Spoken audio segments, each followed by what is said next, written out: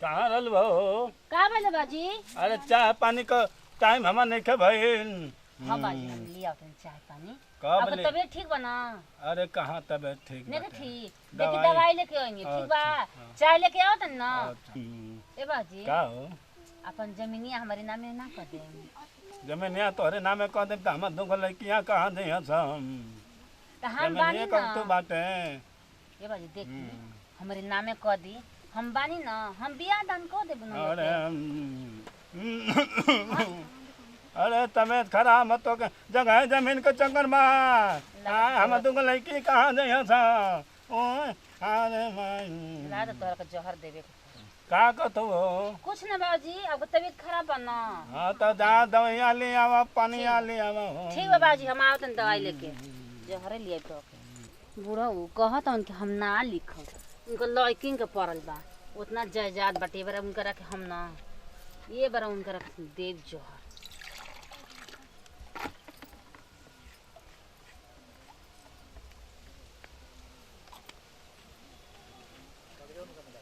देखत नहीं खे ना देखे ना तो कहीं से जहर देख बूढ़ा का मुँह जैसा।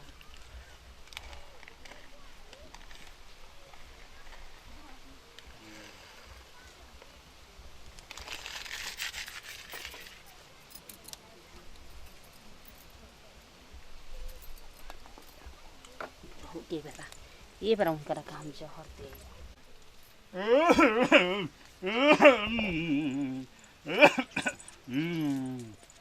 का हो?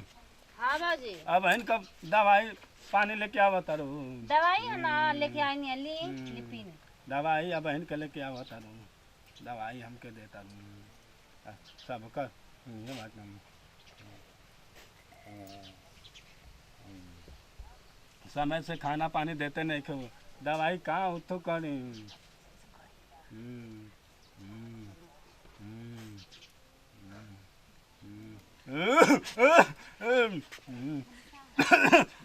जमीन हमारे नाम है।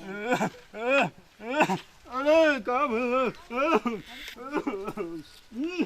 का भाई बाजी का भाई? अरे दुकान अरे का दुखत था?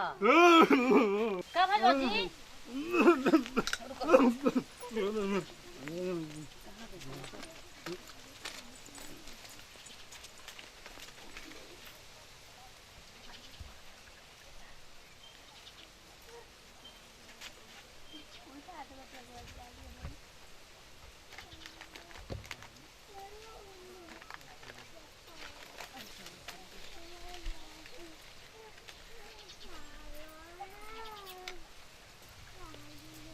बाबूजी बाबूजी बाबूजी बाबूजी का उठे ना बाबूजी। अरे तने सुनो तो नहीं जाजी।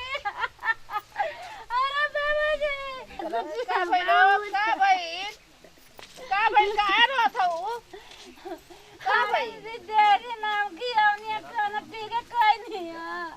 दवाई होई दुनिया ठीक है से खा पी के चला जा दो चुप रहा हुए तने दिन का मेहमान रहना का करबू अब सेवा सत्कार कर बोला तो नहीं कि जा दो चुप रहा मत रहो बच्चे जा दो चुप रहा ठीक हो जाए चुप रहा जा दो मेहमान ही रहना। हां जा दो उठा उठा चुप हो जा उठ जा चुप हो जा दो चुप हो जा आदमी चलते बाजी मर जाए तो ठीक है बढ़िया हुए।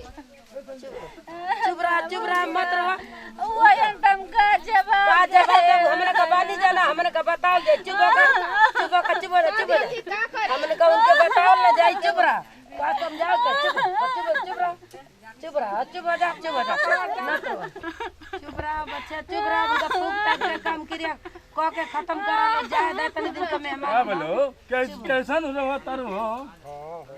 अब जावा। अरे बाप रे देखो तो नाटक को तार कुल हम कहाँ नहीं जाना तानी चला तानी ना तो हमके जहर देता हूँ अंगूठा लिखावा बतारू जा तो लेकिन हम लिखा जब देखो तो नहीं खोटी कौड़ी ना मिली सब झूठ बाती है कहो खोटी कौड़ी ना मिली जा तो ने पले तुमके कुल जाना हम जाना तानी कुल जाना हम जाना तानी ये बार हमको देखो मुआवा तो तानू इनके हम कुछ हमको मुआवा तानू जा अपने जा लड़की के लिखा अब ना हाँ ना करब ना बाजी। हम अपने अब हम हमारे लड़की के लिखा बाजी अब ऐसा ना करो बाजी ऐसा ऐसा ना ना करा ना बाजी ऐसा ना करो अब सुधार करनी रहा।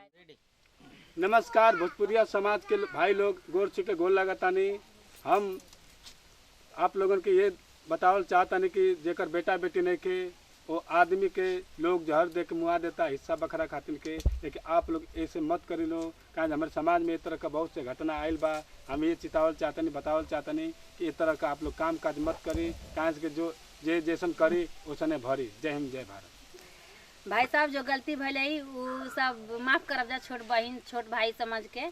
काहे से कि आप लोग के पैर छू के गोड़ लागत है। हमारे चैनल के सब्सक्राइब और लाइक जरूर करब जा। जैसन होई गलती उसमें कंप्लेन में लिखब जा कि हाँ कैसन बा कैसन। आगे वीडियो में हम फिर आप लोग की नए नए कहानी लेकर फिर आई जाए।